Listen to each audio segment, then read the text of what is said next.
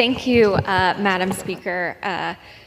3 years ago, during my first year in Congress, I froze my eggs, which means I went through the first initial stages of IVF, except that after egg retrieval, my eggs were frozen and stored.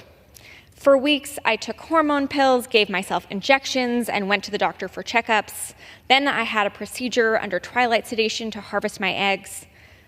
Many people use IVF if they're single or LGBTQ+, if they're older or experiencing fertility issues or have suffered multiple miscarriages. But no matter the reason for IVF, it should be a valid and viable choice for anyone. But unfortunately, IVF, like many other reproductive health care options, is under attack in the courts and here in the halls of Congress.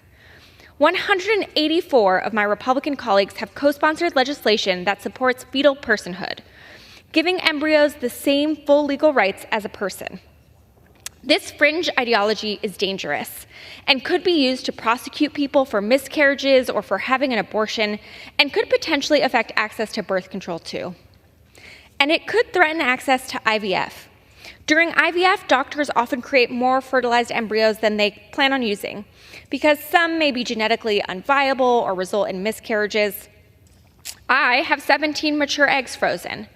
Patients like me pay for the storage of our eggs or embryos, and eventually some embryos are usually donated for medical research or destroyed. But fetal person legislation, and even court rulings like the one in Alabama, could force patients to pay for storage of their embryos forever, or leave clinics liable to criminal charges if embryos are damaged. That's why at least one IVF clinic in Alabama is ending the service. And this is just the beginning. Last week, Supreme Court Justice Alito acknowledged fetal personhood in his line of questioning in Moyle versus United States, a case that could decide the future of emergency abortion care. So I say this to my Republican colleagues. You can't support fetal personhood and support IVF access. You can't falsely claim to be pro-life and then rip away people's dreams of having children, and you can't hide and try to bury your true end goal. So I call on all 184 House Republicans, including Speaker Johnson, who have co-sponsored legislation that would treat embryos as children and threaten access to IVF and other reproductive health services. Come to the House floor.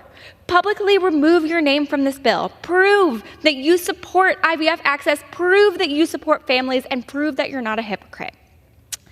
I will now yield as much time as he may consume to my colleague from Colorado, Mr. Neguse.